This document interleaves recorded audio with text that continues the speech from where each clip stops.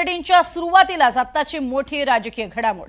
महाराष्ट्र भाजपकडनं विधान परिषदेसाठी 22 नावं ही भाजपच्या केंद्रीय समितीकडे पाठवण्यात आली आहेत। विधान परिषदेच्या निवडणुकीसाठी संघटनेमध्ये काम करणाऱ्या आणि नव्या चेहऱ्यांना संधी देण्याचा भाजपच्या कोर कमिटीच्या बैठकीत निर्णय घेण्यात आला। विधान परिषदेच्या पोटनिवडणुकीसाठी प्रज्ञा सातव यांच्या नावावर जवळपास शिक्कामोर्तब झालंय अशी माहिती सूत्रांकडून मिळते आहे।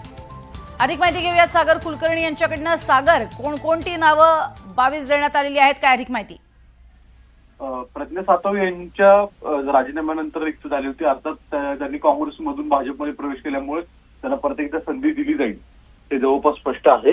पण त्याच वेळी इतर 5 जागांसाठी जी भाजपकडनं जवळपास 122 जण इच्छुक आहेत आणि त्यातले 22 नावं दिल्लीच्या पक्षश्रेष्ठींकडे पाठवण्यात आलेली आहेत। त्यामध्ये प्रामुख्याने रणजितसिंह निंबाळकर यांचं नाव आहे, प्रशांत परिचारकांचं नाव आहे, तसंच अर्चना पाटील चाकूरकरांचं नाव देखील असल्याची माहिती उपलब्ध होतीये।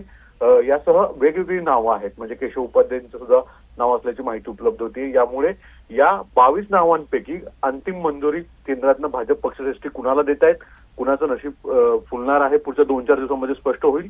पण ओव्हरऑल जर पाहिलं तर भाजपमध्ये अतिशय इच्छुकांची संख्या ही अधिक होती आणि त्यामुळे भाजपच्या राज्यातल्या नेतृत्व करणाऱ्या नेत्यांना देखील ही मोठी काटकसर करावी लागणार आहे की जो संधी फक्त 5 जणांनाच मिळणार आहे, कारण की प्रज्ञा सातव यांचं नाव जवळपास परत एकदा स्पष्ट झालेलं आहे। तर उर्वरित जे नाराज होणार आहेत त्यांची समजूत काढण्याचा मोठं आव्हान राज्यातल्या पक्षश्रेष्ठींकडे असेल। नक्कीच सुरता, धन्यवाद या संपूर्ण माहितीसाठी सागर।